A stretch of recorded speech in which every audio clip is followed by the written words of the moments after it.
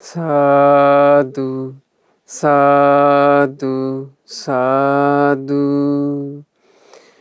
නමස්කාර වේවා බුදුරුවනට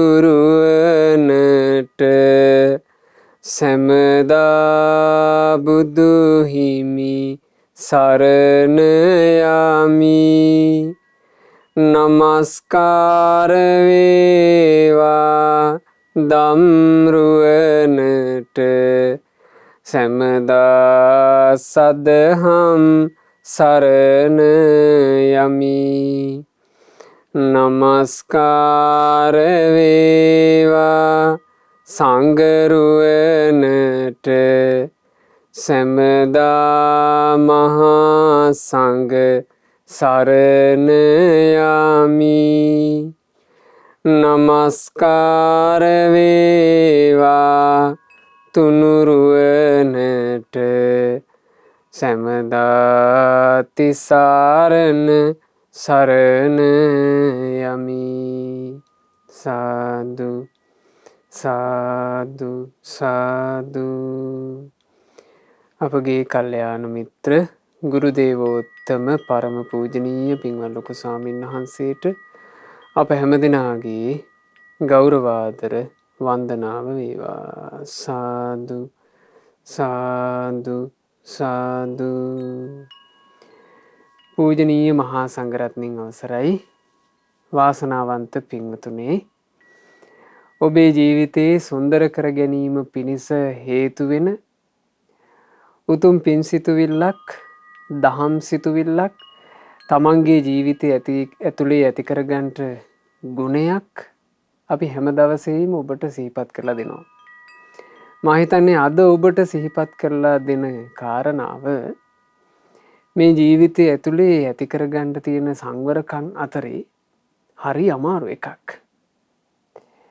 ඒ තමයි කට සංවර කර ගැනීම. කට සංවර කරගන්නවා කියන කාරණේ ගොඩාක් අය හිතන එකක්.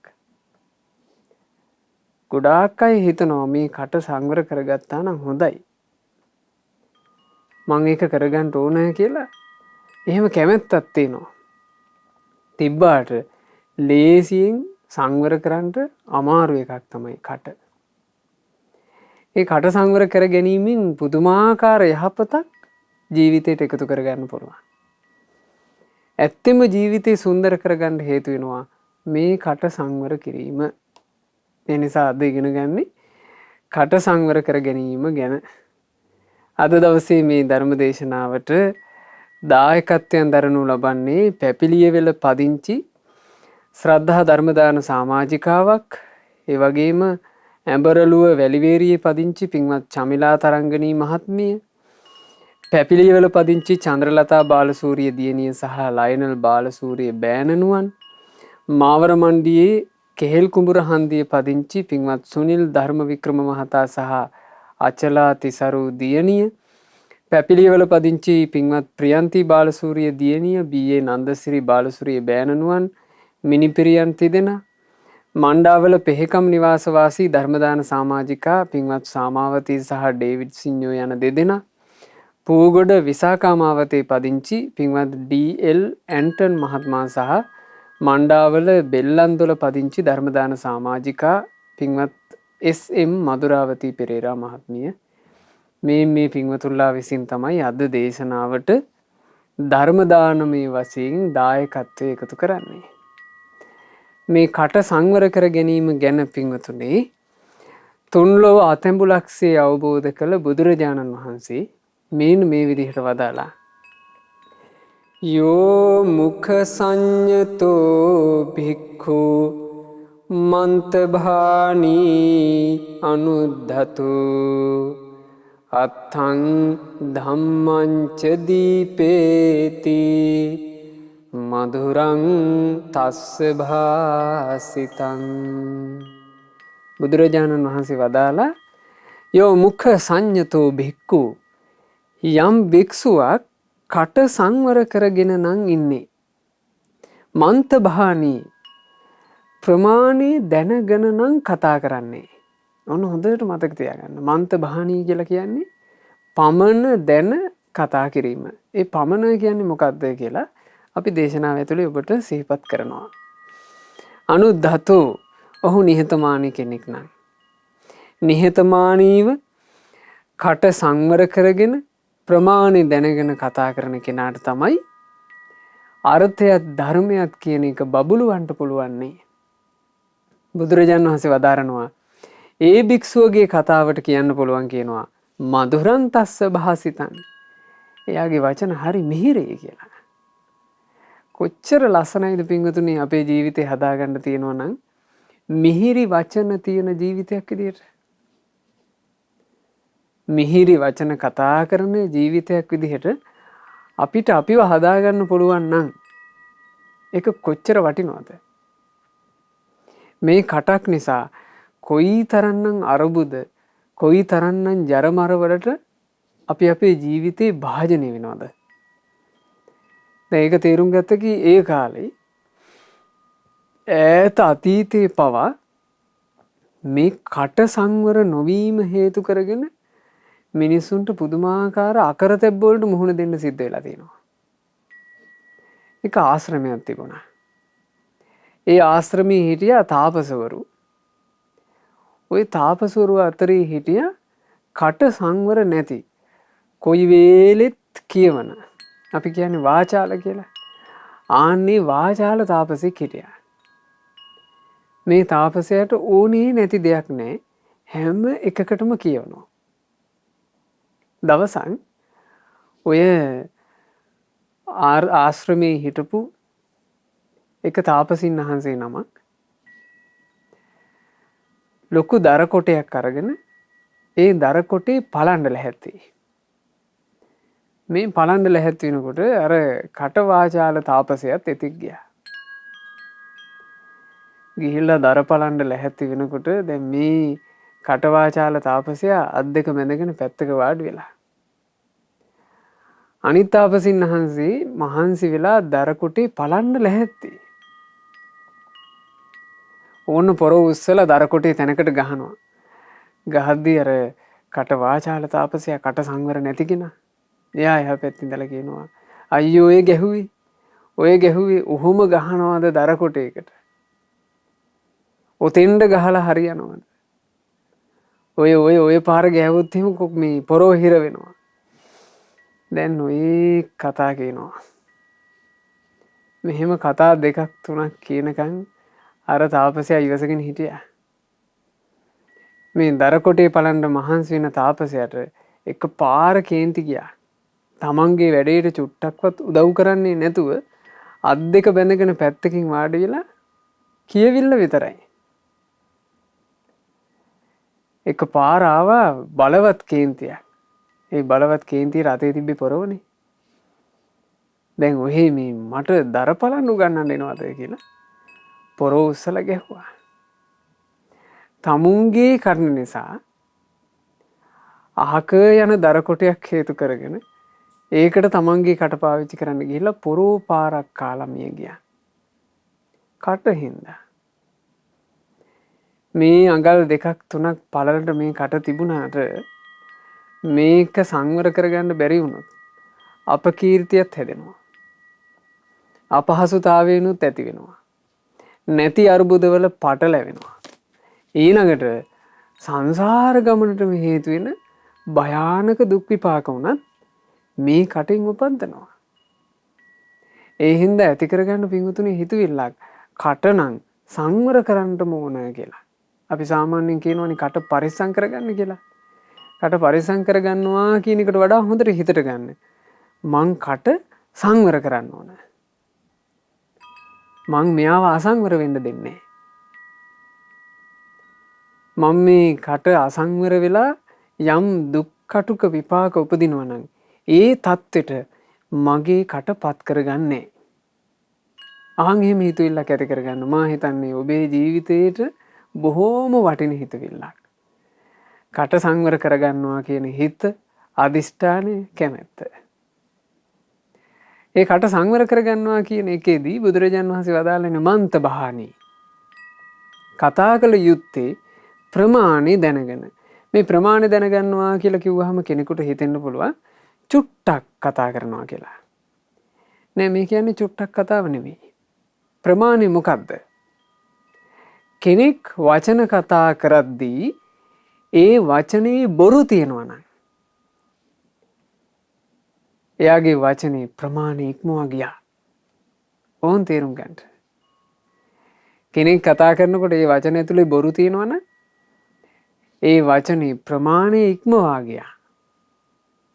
සමහරට එක බොරුවයි වෙන්න පුළුවන් තියෙන්නේ. හැබැයි මේ වචනය ප්‍රමාණය ඉක්මවා ගියප එකක්. එයා ප්‍රමාණය දන්නේ. මේ කට පාවිච්චි කළ යුතු පමණ එයා දන්නේ.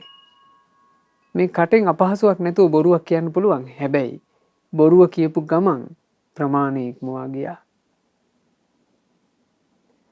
කේලම කියපු ගමන් ප්‍රමාණය ඉක්මවා ගියා. පරුස වචන කියපු ගමන් ප්‍රමාණය ඉක්මවා ගියා. හිස් වචන කතා කරපු ගමන් ප්‍රමාණය ඉක්මවා ගියා. ගුණවතුන්ට අපහාස කරපු ගමන් ප්‍රමාණය ඉක්මවා ගියා. ආර්ය උපවාදේ කරපු ගමන් ප්‍රමාණය ඉක්මවා ගියා.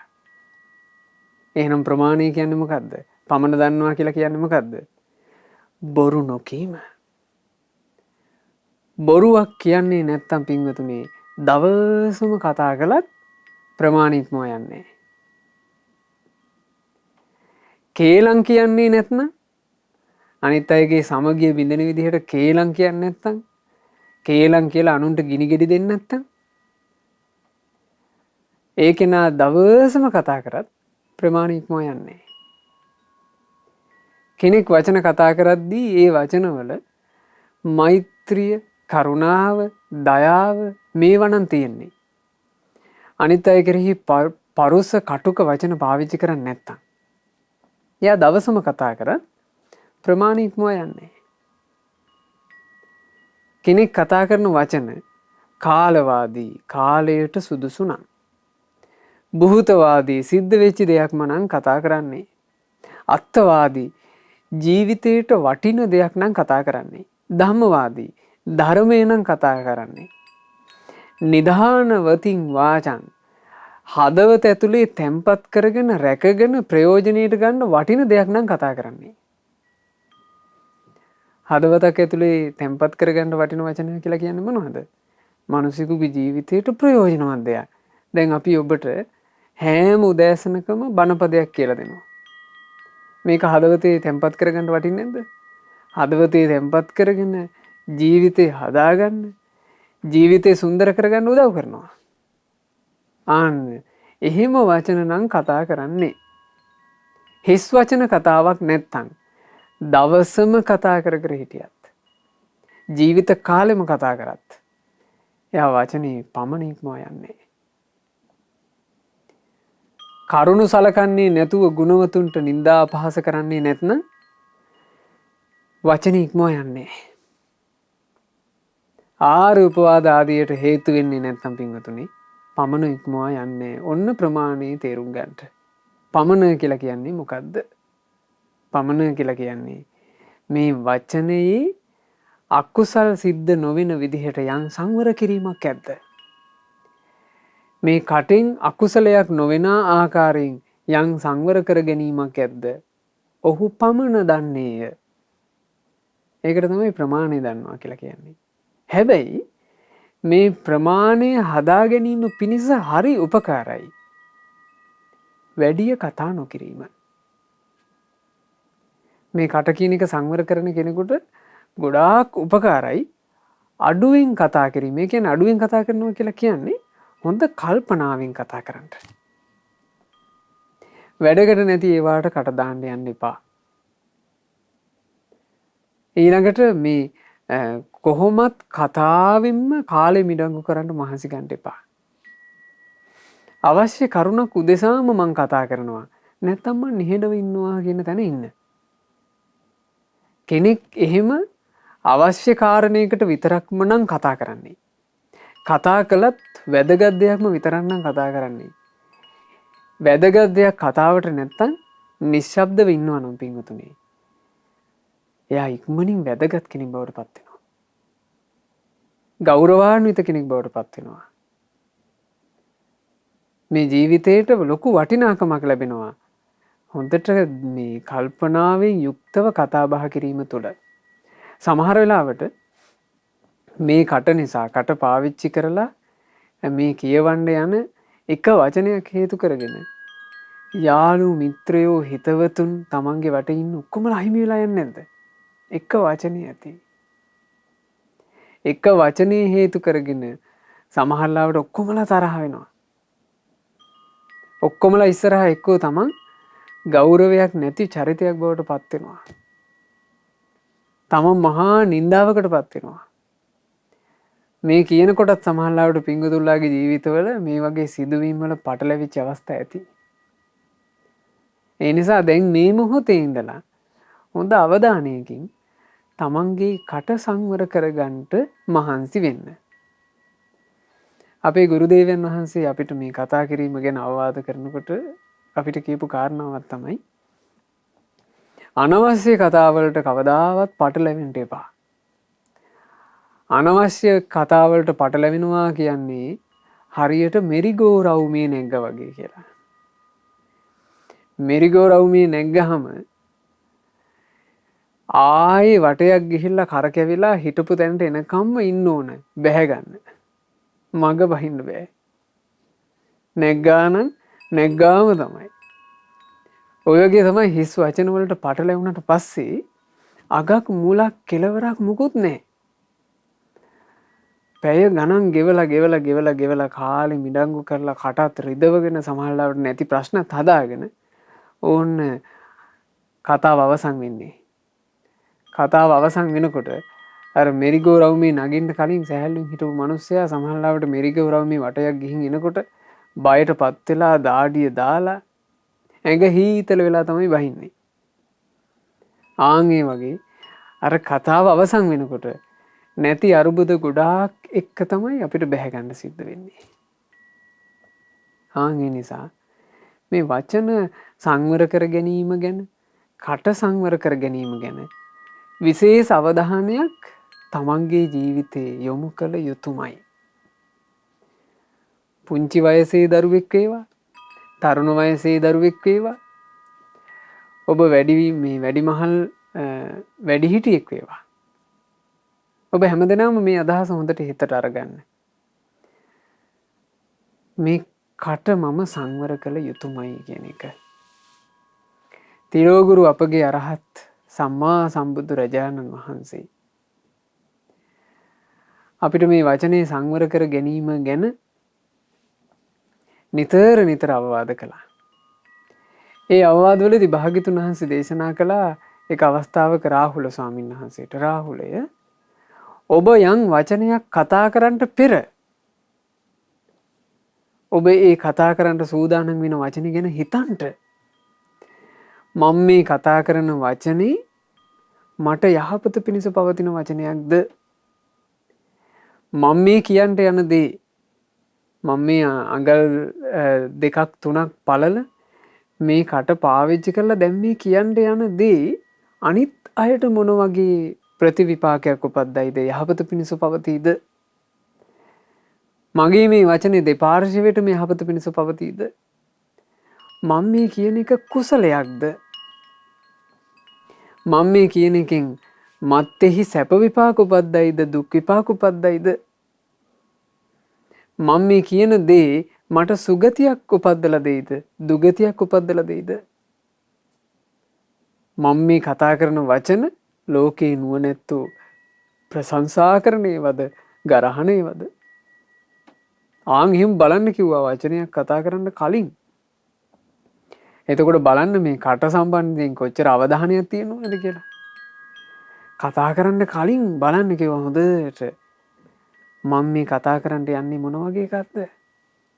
රාහුලය හොඳනම් විතරක් කතා කරන්න. නැත්තම් නිශ්ශබ්ද වෙන්න. Tamanට අයහපත පිණිස පවතින වචනයක් මේ කටෙන් එළියට පිට කරන්න එපා කිව්වා. ඇයි අයහපත පිණිස පවතින වචනේ පින්වතුනි පිට වෙනවා. පිට වුණාට පස්සේ ඒක Taman දිරවන්න එපයි. හේතුව චේතනා පහල කරලා කතා කරන වචනේ කර්මී බවට පත් වෙනවා. කර්මී බවට පත් වෙනවා. ඊට පස්සේ ඒකට විඳවන්න සිද්ධ වෙනවා. දැන් බලන්න ඒක අවස්ථාවක මේ ලංකා භූමියේ භික්ෂූන් වහන්සේලා දඹදිව 4 ස්ථාන වන්දනා කරන්නට නැව් නැගුණා. මේක සිද්ධ වුණේ ඈත අතීතේ. ඒ කාලේ ඉතින් සාමාන්‍ය රුවල් නෞකා තියෙන කාලෙනේ. නැවක නැගුණා දඹදිව යනවා කියලා. මේ 4 ස්ථාන වන්දනා කරගෙන පින් පුරාගෙන එන්න. මේ භික්ෂුන් වහන්සේලා ගියපු නැව අතරමංග කුණාටුවකට අහු වුණා. කුණාටුවෙන් නැව කෑලි ගිහිල්ලා මේ ස්වාමීන් වහන්සේලා ටික විතරක් යාන්තම් ඔන්න බේරුණා. බේරුණේ දඹදිව මොකුත් නොදන්න ඉවුරකට තමයි ගොඩ ගැහුවේ. වෙරළකට ගොඩ ගැහුවා. ඒ වෙරළකට ගොඩ ගැහලා දැන් මේ ස්වාමීන් වහන්සේලා හරියට දන්නේ නැහැ මේ කොහෙටද වැටුනේ කියලා. ලොකු කැලයක්. කැලේ ඇතුළට හීන්සීරුවේ යන්න පටන් ගත්ත පරිස්සමෙන්. ඒ යනකොට දැන් තේරෙනවා ටික ටික අඳුරු වේගෙන එන බව පරිසරේ. රෑබෝ වුණොත් වනසතුන්ගෙන් හානි සිද්ධ වෙන්න පුළුවන්. ස්වාමීන් වහන්සේලා කතා වුණා මේක හරියන්නේ. දැන් රෑබෝ වෙනකොට ගහක් උඩවත් පරිස්සමක් නැහැ. වන සත්තු කොයි තැන ඉඳීද දන්නේ. ඒ නිසා අපි පරිස්සම් තැන කොහොම හරි හොයාගන්න ඕනේ කියලා. ඉතින් ස්වාමීන් වහන්සේලා වටපිට බලනකොට ලොකු ගලක් තිබුණා කියනවා. මේ ස්වාමීන් වහන්සේලා කොහොම හරි දඬු තියලා මහන්සියෙන් ඒ ගල උඩට නැගගත්තා මේ අඳුරු වැටෙන්න කලින්. ඔන්න ගල උඩට නැගගත්තාට පස්සේ දැන් සැනසීමයි. රෑවෙලා ස්වාමීන් වහන්සේලා හොඳට වටපිටේ බැලුවා යම් එළියක් පේන පැත්තක් තියෙනවද? ඇයි මේ බලන්නේ? ඊළඟ දවසේ කොයි ඉසව්වටද යන්න ඕන? ඒ වටපිට බලනකොට එහෙම විශේෂ එළියක් පේන බවක් නැහැ. හැබැයි අන්ධකාරෙම පේනවා එක පුද්ගලයෙක් හාන බව. ඔහු හානවා. දැන් ස්වාමීන් වහන්සේලාට හිතා ගන්නත් බැරි වුණා මේ රාත්‍රියේ අන්ධකාරයේ මේ මිනිහා හානවා. අනේ මේ මිනිස්සු තමන්ගේ ජීවිතේ පවත්වා ගන්න මහන්සියක් කියලා හිතලා ඉතින් ස්වාමීන් වහන්සේලා ඒ ගල උඩ විවේක ගත්තා. ඊළඟ දවසේ උදෑසන අවදි වෙලා දැන් මේ මිනිස්සයා ළඟට යනවා. මේ මිනිස්සයා පුංචි ලියදි කෑල්ලක් වටේට හානවා. ස්වාමීන් වහන්සේලා මෙතෙන්ට ඇවිල්ලා අර මිනිස්සයාට කිව්වා පින්වත චුට්ටක් නවතින්නකෝ. අපි මේ ඔබෙන් යම් කරුණු කාරණා ටිකක් දැනගන්නයි කතා කරන්නේ කිව්වා. ඒ කියනකොට අර හාන පුද්ගලයාට කේන්ති ගියා. ඒ පුද්ගලයා කිව්වා නවතින්න පුළුවන් නම් ඔබ වහන්සේලා කියනකන් ඉන්නේ. මම මීට ගොඩාක් කල් නැවතිලා කිව්වා. එතකොට මේ ස්වාමීන් වහන්සේලා කියනවා පින්වත ඔබ කියපු කාරණේ අපිට තේරුන්නේ. අපි ගම්පියසක් දැක ගන්න ආසයි. අපි මේ අතරමං වෙලා අපිට පාරක් යන්න අපි මේ ඒ උදෙසායි ඔබට නවතින්න කියන්නේ. එතකොට ඔහු හාන ගමම අහනවා. ඇවිදින ගමම ඔහු අහනවා. ඔබ වහන්සේලා කවුද? කිව්වා අපි බුදුරජාණන් වහන්සේගේ ශ්‍රාවකයෝ. මොන බුදුරජාණන් වහන්සේගේ ශ්‍රාවකයෝද? ඇයි පින්වත ඔබ එහෙම අහන්නේ? තිලෝගුරු අපගේ ගෞතම රහත් සම්මා සම්බුදුරජාණන් වහන්සේගේ ශ්‍රාවකයෝ අපි කිව්වා. එතකොට ඔහු කියනවා අනේ ගෞතම බුදුරජාණන් වහන්සේ පහළ වුණාද? බුද්ධාන්තරයක කාලයක් ගත වී ගියාද? අයියෝ මේ විඳවිල්ල තාම ඉවර නැද්ද කියනවා. එතකොට මේ ස්වාමීන් වහන්සේලා කියනවා පින්වත ඔබ කියන කතා හරි අමුතුයි. අපිට අගක් මුලක් තේරෙන්නේ අපිට මේ කාරණේ පහදන්න. කිව්වා ස්වාමීනි මම කාශ්‍යප බුද්ධ කාලේ මනුස්ස ලෝකයේ හිටියේ. දැන් ස්වාමීනි ඔබ වහන්සේලාට මෙහෙම පෙවුනට මම මිනිස්සෙක් නෙවෙයි. මම ප්‍රේතෙක්. මම මේ ප්‍රේත ලෝකේ ඉපදිලා උපන් දවසේ ඉඳලා මේ එකම විඳවිල්ල. ස්වාමීනි මේ මා හාන කුඹුර ගින්දර වගේ රත් වෙලා තියෙන්නේ. ගින්දරක ගිනි පාගනවා වගේ කිව්වා මගේ මේ ඇවිදිල්ල. මට එක නිමේෂයකට එක මොහොතකට ස්වාමීනි නවතින්න පුළුවන් කමක් නැහැ. මගේ කර්ම විපාකයක. එතකොට අර ස්වාමීන් වහන්සේලා බොහොම සංවේගයෙන් ඇහුවා පින්වත ඔබ මොකක් නිසාද මෙහෙම විපාකයකට උරුමකාරයෙක් උනේ? ස්වාමීනි කාශ්‍යප බුද්ධ කාලේ ඒ කාලේ අපි ගොවියෝ. අපි යාළුවෝ පිරිසක් හිටියා. අපි එකටම තමයි කුඹුරු කරන්න යන්නේ. මගේ කුඹුර හාන්න තියෙන දවසේ මං නගුලත් අරගෙන මගේ හරක් ටිකක් දක්කගෙන මගේ මිත්‍රයාගේ නිවසට ගියා. අපි කටයුතු පටන් ගමු කියලා කියන්න. නමුත් ස්වාමීනි එදා අපේ මිත්‍රයෝ ටික ඔක්කොම දානයක් යොදාගෙන තිබුණා. මාව දැක්ක ගමන් මිත්‍රයෝ මට කිව්වා අනේ මේ අද දානේ දවස ඔය නගුලක් උස්සගෙන මක් කරනවාද? ඔය නගුල පැත්තකින් තියලා පිළිවෙලකට ඇඳුමක් ඇඳගෙන වරින් අද කාශ්‍යප බුදුරජාන් වහන්සේ දානෙට වඩිනවා. භික්ෂු සංඝයා දානෙට වඩිනවා. දානයක් පූජා කරලා අපි පිනක් කරගනිමු කිව්වා. ස්වාමීනි මට එකපාර හිතට කේන්තියක් ආවා. ඒ කේන්තියෙන් මම මිත්‍රයන්ට කිව්වා හරි මං දානෙට එන්න. මං දානෙට ඇවිල්ලා දානෙ බෙදන්න. මගේ කුඹුර එතකොට කවුද හාලා දෙන්නේ? කාශ්‍යප බුදුහාමුදුරන්ට කියපන් මගේ කුඹුර හාලා දෙන්න කියලා. එහෙම වචනයක් කිව්වා. බලන්න මේ වචනේ පිට වුණා. චේතනා පහල කරලා කිපුණු හිතින් වචනේ පිට කළා. ඒ වචනේ පිට කරනකොට මේ කටට මුකුත් දුන්නේ. සාමාන්‍යයෙන් අඟල් දෙක තුන කට ඒකෙන් ඔහේ වචනේ පිට වෙලා ගියා. කතා කරන්න හැකියාව තියෙන නිසා පහල කරන චේතනාවට අනුව වචනේ පිට කරන්න පුළුවන් වුණා. හැබැයි පිට වුණේ දරුණු වචනයක්. දරුණු වචනයක් පිට වුණේ. තමන්ට මහා දුක් විපාකයක් උපදින වචනයක් පිට වුණේ ප්‍රමාණ ඉක්මවා ගියපු වචනයක්. කටේ සංවරය සිඳුණා. විදවන්ට වෙන බරපතල කර්මයකට උරුමකාරයෙක් බවට පත් වුණා. හැබැයි දන්නේ කර්ම බර පේන්නේ නැහැනේ පින්වතුනි. කර්ම බර පේන්නේ. කර්ම බර දකින්න නම් ශ්‍රද්ධාව ඕනේ. බුදුරජාණන් වහන්සේගේ වචනේ මුල් කරගෙනයි අපිට මේක දකින්න පුළුවන්කම ලැබෙන්නේ. නැත්තම් මේකේ බර තේරෙන්නේ සංවර වුණෙත් නැහැ. කාශ්‍යප බුදුරජාණන් වහන්සේ උදෙසා ඒ වචනේ කියලා ඒක දිරව ගන්න බැරුව මරණින් මත්තේ නිරේ ගියා. නිරේදී ලෝදිය බීලා එහි අවුරුදු දහස් ගානක් ලක්ෂ ගානක් කෝටි ගානක් විඳවලා තමයි ප්‍රේත ලෝකෙ උපන්නේ. ප්‍රේත ලෝකෙ ඉපදිලා තාම හානවා. බලන්න කට සංවර නොවීම.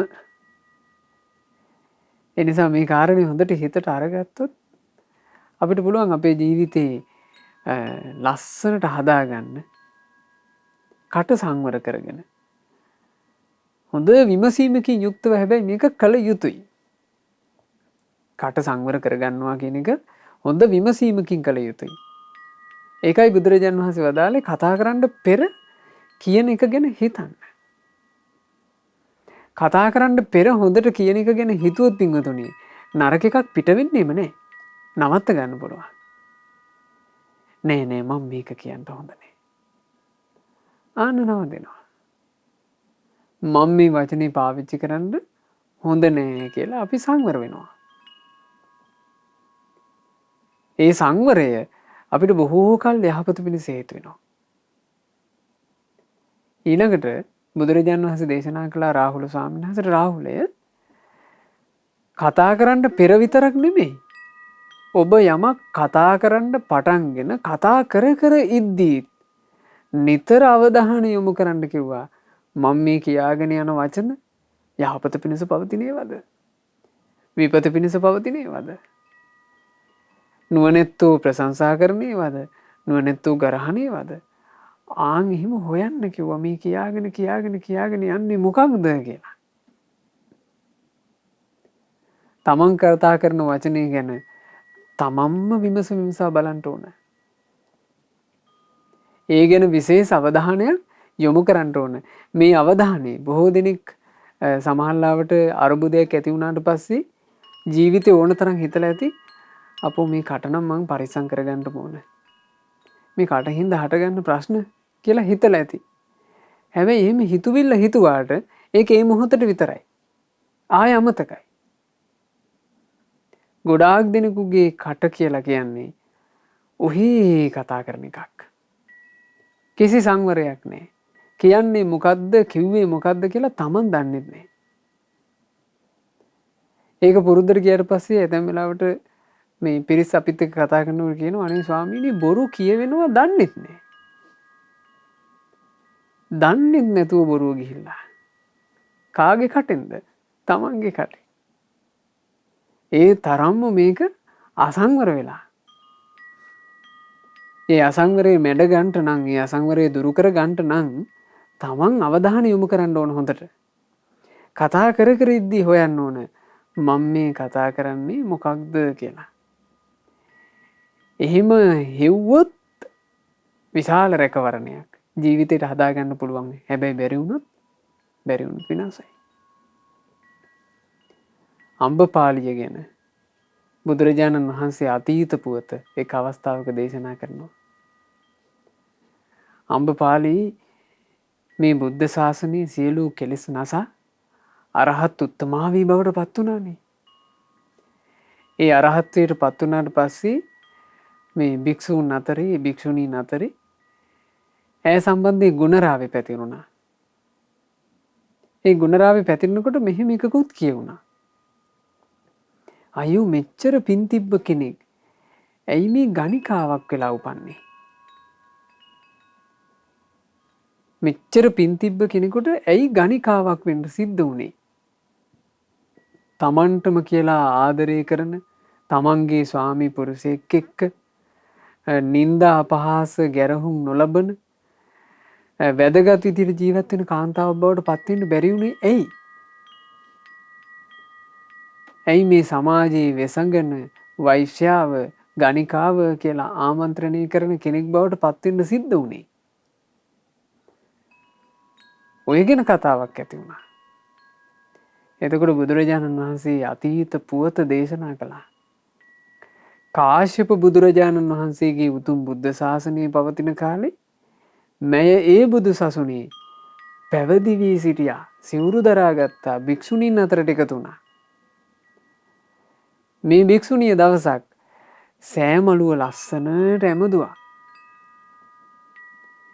සෑමලුව අමදලා තමන් අමදපු මළුවේ ලස්සන බල ඉන්නකොට එතෙන්ට වැඩම කළා එක අරහත් උත්තමාවියක්. දැන් අරහත්වය කියන එක පිටට පේන්නේ නැහනේ. ඒ වැඩම කළේ අරහත් උත්තමාවියක්. මේ අරහත් උත්තමාවිය පීනස් රෝගයකින් පෙළුණා. ඒ උත්තමාවියට අර මේක උදෑසන කාලේ වගේ වෙන්නේ නැත්තේ. ඒ සීතල වැඩිකමට එක දිගට කිමුහුන් යන්න පටන් ගත්තා. කිවිසුන් යනකොට මේ ඒ තැන කෙල විසිරුණා. ඒ කෙල විසිරෙනකොට අර ලස්සනට අමදලා පිරිසිදුවට තිබුණු සෑමලුව කිලිටි වෙලා ගියා. පොඩි කිලුටක්. නමුත් මේ පොඩි කිලුට මහා එකක් වගේ පෙවුණා අර ලස්සනට අතු ගාපු භික්ෂුණියට. කේන්ති ගියා. කේන්ති ගිහිල්ලා අර අරහත් උත්තමාවියට බැනගෙන ගියා. මේ ගණිකාව කොහෙන් කඩාපාත් වුණාද මේ? මම මේ ලස්සනට අමදපු සෑමලුව කිලිටි කරලා දැම්මනේ මේ ගණිකාව කියලා. වෛශ්‍යවාදීන් අරහත් උත්තමාවියට අපහාස කළා. ඒ වෛශ්‍යවාදීන් කරපු අපහාසය දැන් බලන්න ඒ වෙලාවේ මේ වචනේ පාලනය කරගන්න හිතක් තිබුණා නම් රැකගන්න තිබුණා. නමුත් රැකගන්න බැරුව ගියා. ඒ රැකගන්න බැරුව ගියා කියන එකට අපි මොකද්ද කියන්නේ? සංවර කරගන්න බැරි වුණා. කට ප්‍රමාණ ඉක්මවා ගියා. වචනේ ප්‍රමාණ ඉක්මවා ගියා. වචනේ කියන්න යනකොට පින්වතුනි හිතන්න එපා දක්ෂකමක් කියලා. අපි තව කෙනෙක් එක කියවන්න යනකොට සමහරවිට ගලාගෙන එනවා වචන. ඒතර අපිට හිතෙනවා මන්නම් බයින්ඩ ගියාම මට එක දිගට කරුණු එන්නේ. මට හොඳට කියන්න පුළුවන්. අපි සමහරවිට ආඩම්බර වෙනවා. මට හොඳට කියන්න පුළුවන් කියලා අපි සමහරවිට මහා ආඩම්බර වෙනවා. ඒ වගේ මේ අරහත් උත්තමාවිය උදෙසා ආපු වචන ටික එක දිගට වෛශ්‍යාව කියලා ගලාගෙන ආවා. ඒ ගලාගෙන එනකොට ඇය පාලනය නොකිරීමේ විපාක බලන්න. එදා ඒ කාශ්‍යප බුද්ධ කාලේ භික්ෂුණියක් විදිහට ඒ ජීවිතේ ගත කරලා කාලක්‍රියා කරනකොට ඇය උපන්නේ. දැන් එතනදී සිද්ධ වුණේ ආර්ය උපවාදයක්. අරහත් උත්තමාවියකටනේ. ඒ නිසා මරණින් මත්තේ කෙලින්ම උපන්න නිරේ. නිරේ ඉපදිලා බොහෝ දුක් කටුක කර්කස විපාක විඳලා මනුස්ස ලෝකෙට එනවා. මනුස්ස ලෝකෙට එනකොට යාන්තම් තේරෙන වයසට එද්දීම වෛශ්‍යාව බවට පත් වෙන්න සිද්ධ වෙනවා. ඒකටම කරුණ යදෙනවා. ඊට පස්සේ ඉතින් මුළු ජීවිත කාලෙම Tamanට අහන්න තියෙන එකම වචනයක්. වෙසංගන වෛශ්‍යාව ගණිකාව. එදා අර පාවිච්චි කරපු වචනේ ආත්ම භාව ගණන් අහන්න සිද්ධ වුණා. කොටින්ම සංසාර දුකින් නිදහස් වෙන ජීවිතෙත් බුද්ධ ශාසනය පැවිදි වෙන්න කලින් හැමෝම වම්බපාලි ගැන කිව්වේ අම්බපාලි ගණිකාව. අම්බපාලි වෙසංගන. බලන්න කට සංවර නොවීම. බුදුරජාණන් වහන්සේ දේශනා කළ රාහුල යම් අයුරකින් ඔබ වචන කතා කොට අවසන් වුණාට පස්සෙත් රාහුල යලි හැරී විමසා බලන්ට. මං වචන කතා කළා. මං යමක් කිව්වා. ඒ කියපු දේ යහපත් දෙයක්ද අයහපත් දෙයක්ද මගෙන් සිද්ධ වුණේ වැරදි වචන කතාවක් වද්ද මම මේ කතා කරපු වචනේ මට යහපත් විපාක උපද්දයිද මං කියපු ඒවා නුවණැත්තෝ ප්‍රශංසා කරන ඒවාද ආන්න එහෙම බලන්න කිව්ව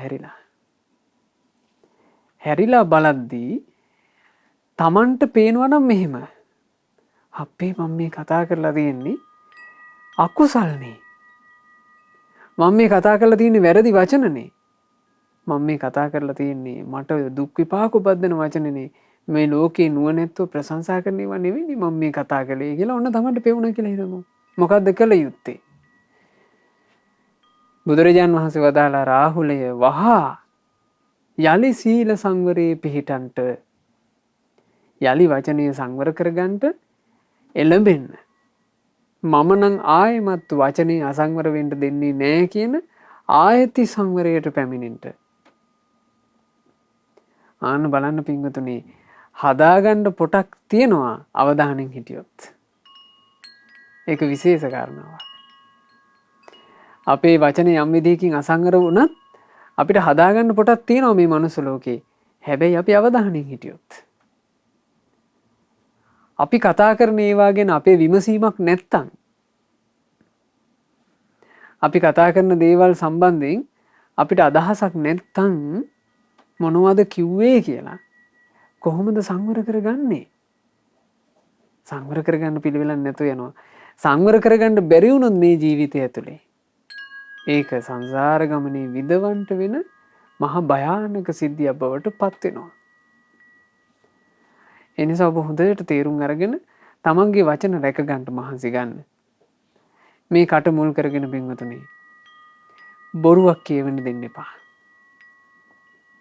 අනිත් අයව රැවටීම උදෙසා, අනිත් අයගේ ජීවිතයට අයහපතක් උදා කිරීම උදෙසා, අන් අයව මුලා කිරීම උදෙසා වචනයක් පාවිච්චි කරන්න එපා. බොරුවක් විදිහට. සිද්ධ නොවෙච්චි අභූත වූ දෙයක්, අසත්‍ය වූ දෙයක් තමුන්ගේ වාසිය තකා හෝ අනුන්ගේ වාසිය තකා හෝ කතා කරන්න එපා. ඒ කතා කිරීම කියන එක අමාරු වෙන්නේ නැති වෙයි. කෙනෙක් කතා කරන්න යනකොට ඒක අමාරු එකක් නෙමෙයි. අමාරු ඒ වචනේ කර්ම බර. කර්ම බරයි අමාරු. ඈත අතීතයේ පසේ බුදුවරුන්ගේ යුගයක් තිබුණා. ඒ පසේ බුදුවරුන්ගේ යුගයේ එක පසේ බුදුරජාණන් වහන්සේ නමක් වැඩ වාසය කළා තගරසිකි. මේ තගරසිකි කියන පසේ බුදුරජාණන් වහන්සේ දවසක් නගරයේ පිණ්ඩපාතේ වැඩම කරනවා. දෙවුර වහලා සිවුර පොරවාගෙන උන්වහන්සේ පාත්‍රෙත් අරගෙන බොහෝම සංසුන්ව පිණ්ඩපාතේ වඩිනවා. මේ වෙලාවේ රටේ මහ රජුරුවෝ රාජකීය හස්තියාගේ පිට නැගිලා වීදි සංචාරයේ එනවා. රජෙක් වීදි සංචාරයේ එනවා කියලා කියන්නේ හරියට මහා පෙරහැරක් වගේ. රටවැසියෝ පාර දෙපැත්තේ ඉඳලා රජුරුවන්ට ප්‍රීති ഘോഷා කරනවා. අපේ රජුරුවෝ දිනේවා. අපේ රජුරුවන්ට ජය වේවා. රජුරුවන්ට දීර්ඝායුෂ ලැබේවා. දැන් මිනිස්සු එහෙම කියනවා ඉතින්. අද දුනක් තියෙන්නේ පාලකයන්ට එහෙම මේ ප්‍රීති ഘോഷා කිරීම කියලා එක. ඉතින් ඒක ඒ කාලේ ඉඳලා තිබුණ එක. මිනිස්සු පාර දෙපැත්තේ ඉඳලා මෙහෙම රජුරුව උදෙසා විශේෂ ප්‍රතිචාර දක්වනවා. දැන් රජුරන්ට පේන්නේ මොනවද? රජුරවන්ට ජය ഘോഷා කරන මහා ප්‍රජාව. ඒ ප්‍රජාව දකිමින් උජාරුවෙන් රජුරුව යද්දී රජුරවන්ට පේනවා එක්කෙනෙක් තමන්ගේ දිහා බලන්නේවත් නැතුව, තමන් ගැන වගේ වගක්වත් නැතුව මේන්න බිම බලාගෙන පාත්‍රයකුත් අරගෙන යනවා මුළු ඇඟම වහගෙන. මහරජාට හරි මදිකමක් දැනුණා. රජුරුව පිටිපස්සේ හිටපු සේවකගෙන් අහනවා මේ ඇතා උඩ රජුරුවන්ගේ ආරක්ෂාවට තව සේවකයෝ ඉන්නෝනේ. පිටිපස්සේ හිටපු සේවකයාගෙන් අහනවා මොකද අර මුළු මේ රෙද්දකින් මුළු ඇඟම වහගෙන යන අර කුෂ්ඨය මොකාද? අහන් එහෙම කිව්වා. ඒ කීවේ කා උදෙසාද? පසේ බුදුරජාණන් වහන්සේ උදෙසා. මුළු ඇඟම වස්ත්‍රයකින් වසාගෙන යන අර කුෂ්ඨයා මොකාද කියලා යම් වචනයක් ඇසීමක් ඇද්ද? ඒ වචනේ චේතනාත්මකව පිට වෙච්චි බරපතල වූ පාප කර්මයක්.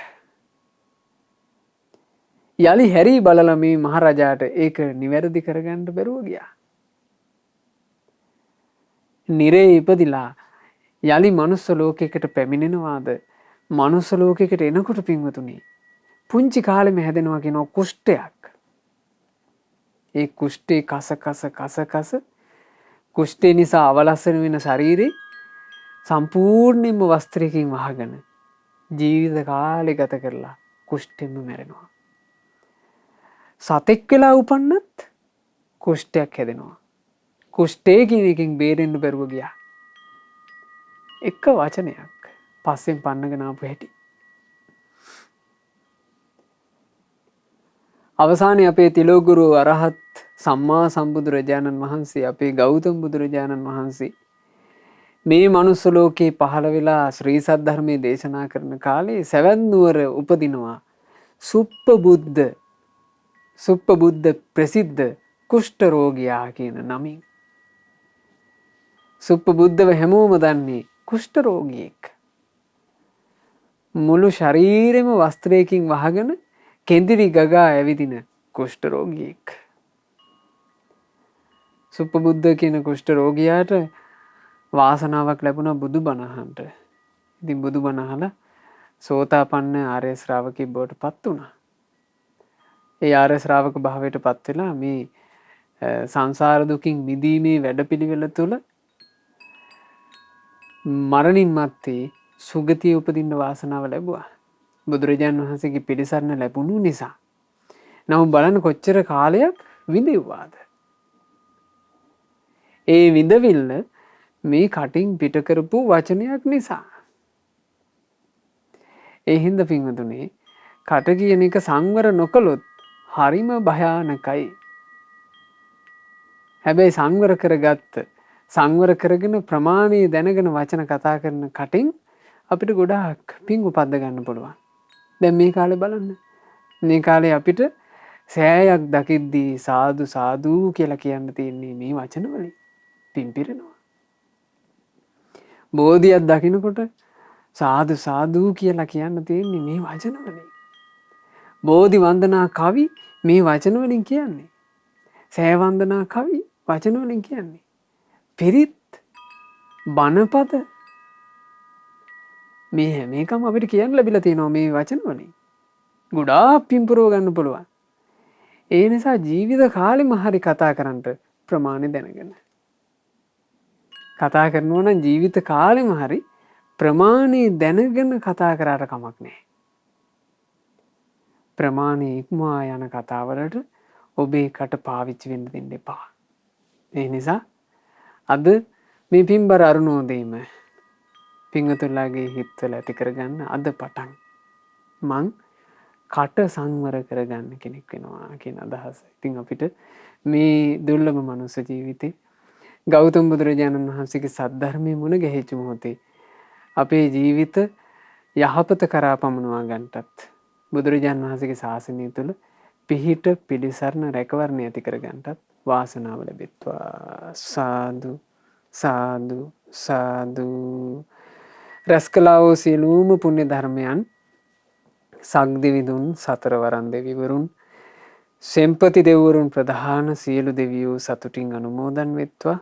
සියලු බ්‍රහ්මකායික දෙවිවරුත් අපගේ ඉෂ්ඨකාමී හිතකාමී සියලු දෙවිවරුත් මේ ලංකා භූමිය සුරකින්න ශ්‍රීමත් සුමන සමන් දෙව් නිරිඳුන් ප්‍රධාන සියලු දෙවිවරු පින් අනුමෝදන් වෙලා දෙවියෝ දිව්‍ය සැපයෙන් වැඩෙත්වා දිව්‍යාශ්චර්යයෙන් වැඩෙත්වා දෙවියන්ගේ නිරන්තර රැකවරණයේ ආශිර්වාදය අප හැම දිනාට දෙවියෝ සලසා දෙත්වා දෙවියෝද සංසාර දුකින් අත මිදෙත්වා. සාදු සාදු සාදු.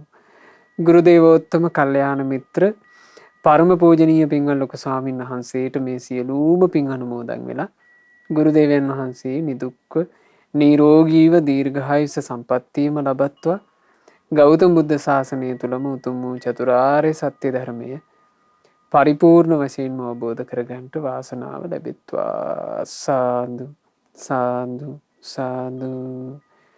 රැස්කලා වූ සියලුම පුණ්‍ය ධර්මයන් අද දවසේ මේ උතුම් ධර්ම දේශනාව සඳහා දායකත්වයන් දරනු ලබන ඒ පින්වතුන්ලාගේ නමින් මියගිය සියලු ඥාතීන්ට අනුමෝදනා සිදු කරමු. සුනිල් ධර්ම වික්‍රම මහත්මයාගේ නමින් මීට සති 3කට පෙර මිය පරලෝ යන්ට යෙදුනා වූ පින්වත් ආරේ පద్මා අයිරාංගනී බිරිඳට මේ සියලු පුණ්‍ය ධර්මයන් අනුමෝදන් වෙත්වා අනුමෝදන් වෙත්වා අනුමෝදන් වෙත්වා. ප්‍රියන්ති බාලසූරිය දියණියගේ නමින් මීට මාස 4කට පෙර මිය පරලෝ ගිය පින්වත් එම්.ඒ. ලීලාරත්න මහත්මයාටත් ඒ වගේම සාමාවතී සහ WD ජිනදාස යන දෙදෙනාගේ නමින් මිය පරලෝ ගිය ආදරණීය දෙමාපියන්ටත් ඩී.එල්. ඇන්ටන් මහත්මයාගේ නමින් මිය පරලෝ ගිය ඩී.එල්. සෝමපාල පියාණන්ටත් එස්.එම්. මදුරාවතී පෙරේරා මහත්මියගේ නමින් මිය ගිය ඩී.එල්. සයිමන් සිඤ්ඤෝ ස්වාමිපුරුෂයාට සහ ඉපදීමට පෙරම කුසේදී මිය පරලෝ ගිය මිනිපිරියට මේ සියලුම පුණ්‍ය ධර්මයෝ අනුමෝදන් වෙත්වා. තමන්ගේ නමින් මිය ගියා වූ සියලු ඥාතීන්ට හිත මිත්‍රාදීන්ට පින් අනුමෝදන්ව ඒ ඥාතීන්ගේ පරලොව ජීවිතේ සැපයෙන් සැපේටම පත්වෙත්වා. මේ දුක්ඛිත වූ සංසාර ගමනින් අපගේ ඥාතීන්ට ඊතා ඉක්මනින්ම නිදහස් වෙන්න ලැබෙත්වා කියන ප්‍රාර්ථනාවෙන් පින්පෙත් අනුමෝදනාවන් සිදු කරන්න. චමිලා තරංගනී මහත්මියගේ ස්වාමි පුරුෂයා වන 50 වන උපන්දිනයේ යෙදුණු විජේරත්න මහත්මයාට මේ සියලු පුණ්‍ය ධර්මයන්ගේ ආශිර්වාදයෙන් නිදුක් නිරෝග සුවය දීර්ඝායුෂ සම්පන්නියම සැලසෙත්වා. ලක්දෙව්මී දියණියට සහ ලක්මින පුතාට රත්නත්‍රේ ආශිර්වාදයෙන් සියලු දෙවියන්ගේ ආශිර්වාදයෙන් සියලු යහපත සැලසේවා. ඒ වගේම රසඳුන් ලසත් පුතාටත් මේ සියලු පුණ්‍ය ධර්මයන්ගේ ආශිර්වාදය ලැබේවා. ඒ දරුවන්ට බුදුරජාණන් වහන්සේගේ ශ්‍රාවක දූල පුතාලා බවට පත් වෙලා සම්බුද්ධ ශාසනයේ පිළිසරණ ලබන්නට වාසනාව ලැබෙත්වා කියලා අපි සෙත් පතනවා. චන්ද්‍රලතා බාලසූරිය දියණියගේ 89 වන උපන්දිනයේ යෙදුණු පින්වත් එල් කුසුමාවති මෑණියන්ට මේ සියලු පුණ්‍ය ධර්මයන්ගේ ආශිර්වාදයෙන් නිදුක් නිරෝග සුවය දීර්ඝායුෂ සම්පන්නියම සැලසේවා. අද ධර්ම දානයේ සිදු කළා වූ පැපිලියවල පදිංචි ශ්‍රද්ධා ධර්ම දාන සමාජිකාව, ඒ වගේම එඹරළුව වැලිවේරියේ පදිංචි පින්වත් චමිලා තරංගනී මහත්මිය, පැපිලියවල පදිංචි චන්ද්‍රලතා බාලසූරිය දියණිය සහ ලයනල් බාලසූරිය බෑණනුවන්, මාවර මණ්ඩිය කෙහෙල්කුඹුර හන්දියේ පදිංචි පින්වත් සුනිල් ධර්ම වික්‍රම මහත්මයා සහ අචලා තිසරු දියණිය, පැපිලියවල පදිංචි ප්‍රියන්ති බාලසූරිය දියණිය, බී.ඒ. නන්දසිරි බාලසූරිය බෑණනුවන්, මිරිපිරියන් තිදෙනා, මණ්ඩාවල පෙහෙකම් නිවාස වාසී ධර්මදාන සමාජිකා පින්වත් සාමාවතී සහ ඩේවිඩ් සිඤ්ඤෝ යන දෙදෙනා, පූගොඩ විසාකාමාවතී පදිංචි පින්වත් ඩී.එල්. ඇන්ටන් මහත්මයා සහ මණ්ඩාවල බෙල්ලන්දොල පදිංචි පින්වත් ධර්මදාන සමාජිකා පින්වත් එස්.එම්. මදුරාවතී පෙරේරා මහත්මිය ඇතුළු පවුලේ සියලු දෙනාට මේ සියලු පුණ්‍ය ධර්මයන්ගේ ආශිර්වාදයෙන්, රත්නත්‍රේ ආශිර්වාදයෙන්, සියලු දෙවියන්ගේ ආශිර්වාදයෙන් සියලු යහපත අභිවෘද්ධිය උදා වේවා. රැකී රක්ෂා ආදී ජීවිතයේ සියලු කටයුතු ਸਰව ප්‍රකාරයෙන් සාර්ථක වෙත්වා. දූදරු මුණුපුරු මිනිපිරියන්ගේ අධ්‍යාපන කටයුතු ආදියත් ਸਰව ප්‍රකාරයෙන් සාර්ථක වෙත්වා. තවදුරටත් තමන්ගේ ජීවිතයට සුවසේම පින් කරගන්න, සුවසේම ධම්මග දියුණු කරගන්න අවකාශ ලැබෙත්වා. කල්යාණ මිත්‍ර සත්පුරුෂ උතුමන්ගේ ආශ්‍රය නිරතුරුව ජීවිතයට ලැබෙත්වා. ධර්ම දානයේ සිදු කරපු පින්වතුන්ලාටත්, ශ්‍රද්ධා මාසික ධර්ම දාන සමාජික පින්වතුන්ලාටත්, ඒ වගේම සොපින්වත් ඔබටත්, ශ්‍රද්ධා රූපවාහිනී කාර්ය මණ්ඩලයේ සෑම සියලු දෙනාටත් තෙරුවන් සරණින්, සියලු දෙවි රැකවරණින් සියලු යහපත උදා වේවා. ගෞතම සසුන තුළ ධර්මාවබෝධයෙන් සැනසෙන්න වාසනාව ලැබෙත්වා. හැම දිනාටම තෙරුවන් සරණයි. නමෝ බුද්ධාය. මෙවැනි වටිනා ධර්ම දේශනා ශ්‍රවණය කිරීමට ශ්‍රද්ධා ඩේලි YouTube චැනලය සබස්ක්‍රයිබ් කරන්න.